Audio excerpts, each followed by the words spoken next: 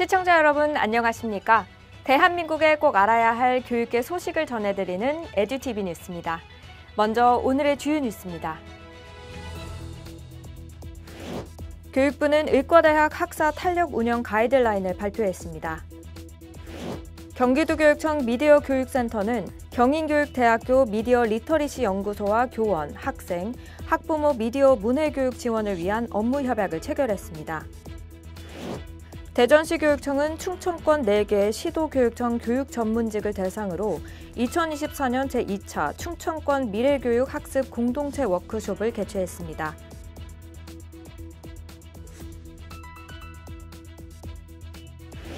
경북교육청은 2024 경상북도 교육청 직업교육 박람회를 온오프라인으로 개최했습니다.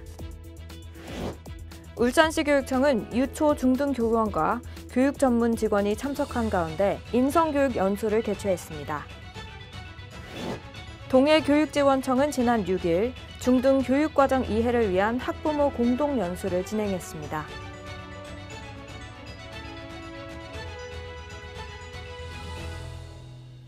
교육부 소식입니다. 교육부는 지난 10일 의과대학 학사 탄력 운영 가이드라인을 발표했습니다. 이번 가이드라인은 의과대학 학생들의 조속한 복귀를 독려하고 학생들이 복귀 이후에도 유급에 대한 걱정 없이 원활히 학업에 적응할 수 있도록 지원하기 위해 마련됐습니다.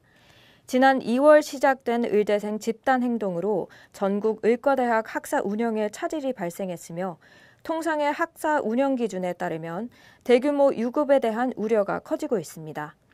이에 교육부는 대학 관계자 의견 수렴 및 사례 조사를 통해 대학들이 학교별 상황과 여건에 따라 활용할 수 있는 학사 운영 가이드라인을 마련했습니다. 주요 내용은 첫째, 성적 처리 및 유급 관련 조치 마련입니다. 2024학년도 1학기 대부분의 의과대학 학생들이 교과목을 정상 이수하지 못한 상황을 고려해 각 대학이 현재 상태에서 1학기 성적 처리를 마감하지 않고 학년 말까지 이를 보완할 수 있도록 학년 단위로 전환해 운영할 수 있도록 했습니다. 둘째, 학기 조정 및 교육과정 개편입니다.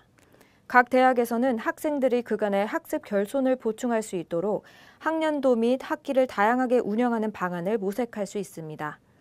또한 의학과 4학년 학생에 대해서는 의사 국가시험에 추가 응시 기회를 제공하는 방안도 적극 검토할 예정입니다.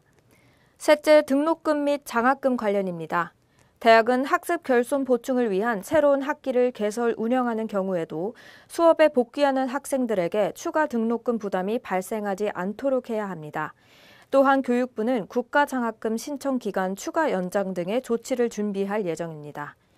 넷째, 학생 소통 및 지원입니다. 각 대학은 의과대학 학사 운영 변경 사항을 학생들에게 개별 안내하고 의대생 복귀 상담센터를 통해 학생들의 수업 복귀를 독려하며 학업 부담 등에 대한 지원을 제공해야 합니다.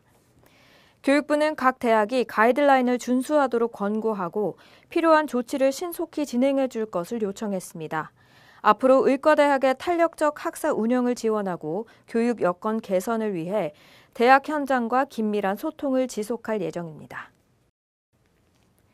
경기도교육청 소식입니다. 경기도교육청 미디어교육센터는 지난 10일 경인교육대학교 미디어 리터리시 연구소와 교원, 학생, 학부모 미디어 문해교육 지원을 위한 업무 협약을 체결했습니다. 이번 협약을 통해 두 기관은 교육 공동체의 미디어 문해 교육을 위한 상호 협력 체제를 구축하고 다양한 학교 미디어 교육 활동을 지원하기로 약속했습니다. 특히 교원 직무 연수 콘텐츠 공동 연구 개발 협력, 미디어 교육 교원 연수, 학생 학부모 교육 위한 인력 공유, 학교 미디어 교육 프로그램 공동 기획 및 운영 홍보 협력 등을 협력하기로 했습니다. 이외에도 디지털 대전환 시대 초중등 교원들이 필요한 주제를 선택해 짧고 집중적으로 수강할 수 있는 미디어 교육 마이크로 러닝 연수도 진행할 계획입니다. 대전시 교육청 소식입니다. 대전시 교육청은 지난 10일 충청권 4개 시도교육청 교육 전문직을 대상으로 2024년 제2차 충청권 미래교육 학습 공동체 워크숍을 개최했습니다. 이번 워크숍은 2024년 지속가능한 미래교육, 모두의 삶을 위한 환경교육을 주제로 관련 정책 개발 방향을 모색하고 혁신교육 및 미래교육에 대한 동방성장을 도모하기 위해 마련됐습니다. 워크숍에는 충청권 교육청의 미래교육, 혁신교육, 환경교육 담당자 및 관련 분야 희망자 30여 명이 참석했으며 지구촌 생태계 함께하는 환경교육을 주제로 한국도시생태연구소 박병건 소장의 강의와 학습 공동체 토의로 진행됐습니다.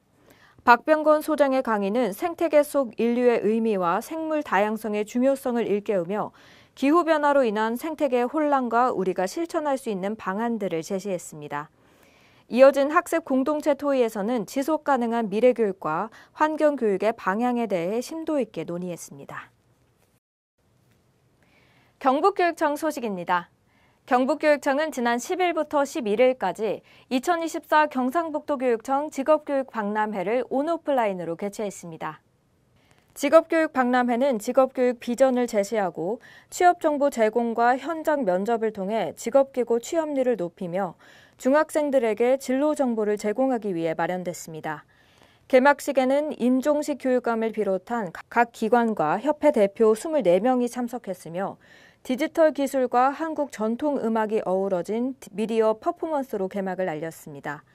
특히 2025학년도 경북 직업계고 입학을 희망하는 태국, 인도네시아, 몽골 학생들이 온라인으로 박람회에 참가해 눈길을 끌었습니다.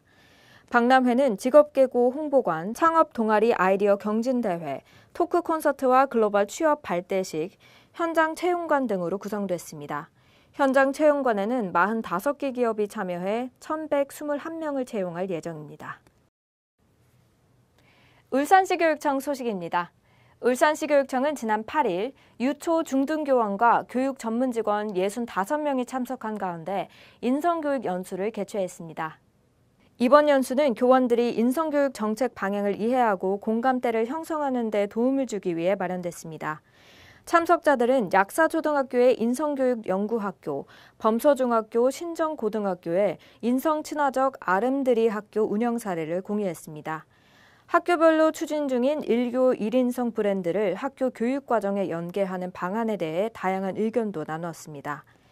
울산교육청은 어울려 성장하는 실천적 인성 역량을 갖춘 우리 아이를 목표로 인성 키움, 인성 채움, 인성 나눔 3개 전략에 맞춰 인성 교육을 추진하고 있습니다. 이어서 교육계 행사 이모저모입니다.